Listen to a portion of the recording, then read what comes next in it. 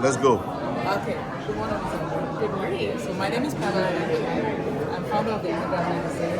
And what we do is provide resources and connect resources with communities, with immigrant communities. So I'm so happy that we're here today at California Connects.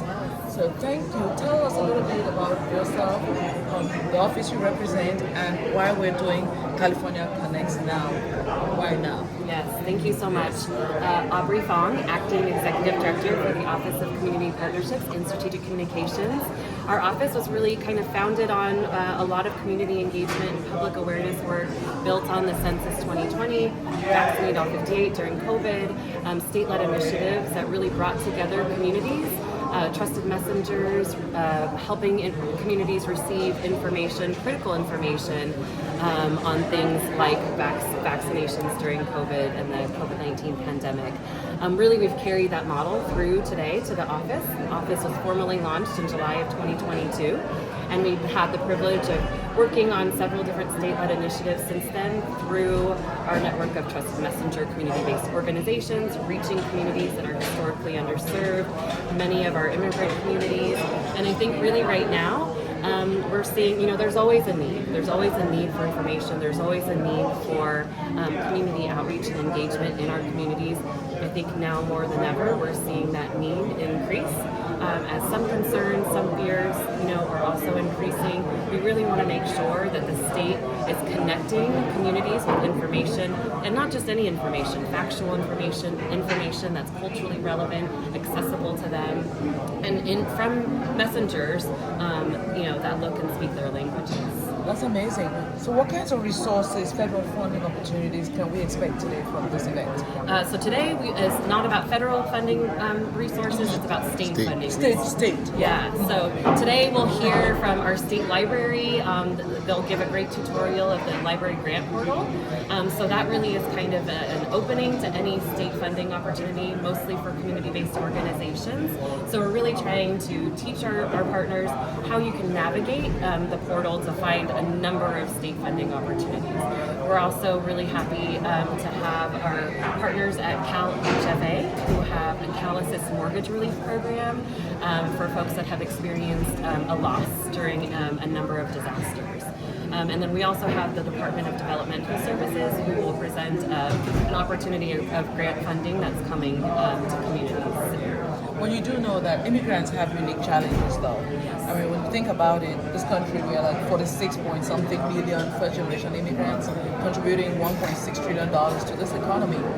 Most often, immigrants are the underserved, the new immigrants, students, and all whatnot.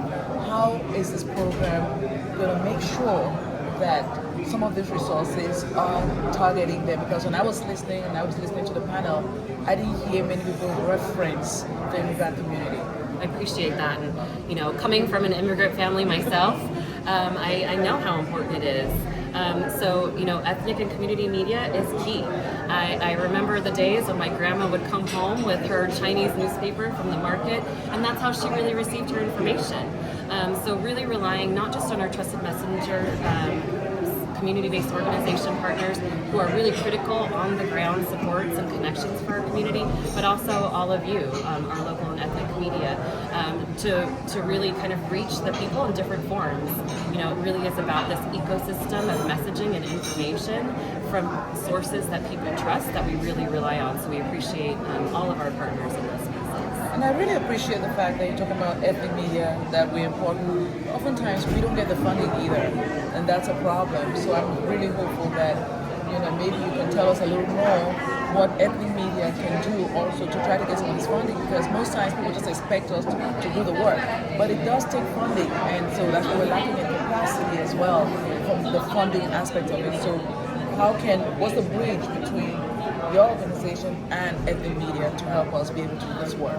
Yeah, well, I think, one thing that we have always tried to do since our creation is really just talk about the importance of ethnic and community media. And so we've worked a lot with our other state agency partners to just help support them, make connections.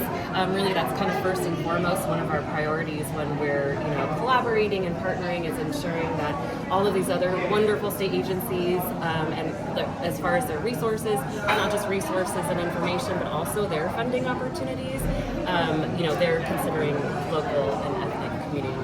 Well, I'm really hopeful for today then. Yeah. So what does success look like for you from this today? Oh my goodness. Well, I think that's, we saw somebody on the Mentimeter that's looking for a life-changing moment. Experience. I don't know if that's going to happen. And someone said funding. Right. But really, I think just this layer of information and togetherness, right?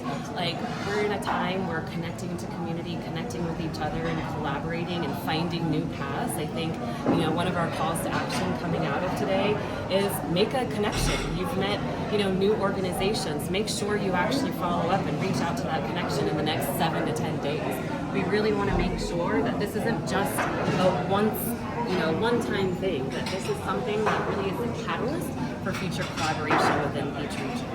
Thank you so much. My pleasure. And looking forward to having a wonderful experience and that resources will trickle down to the community. Yes. Thank you so much for being here.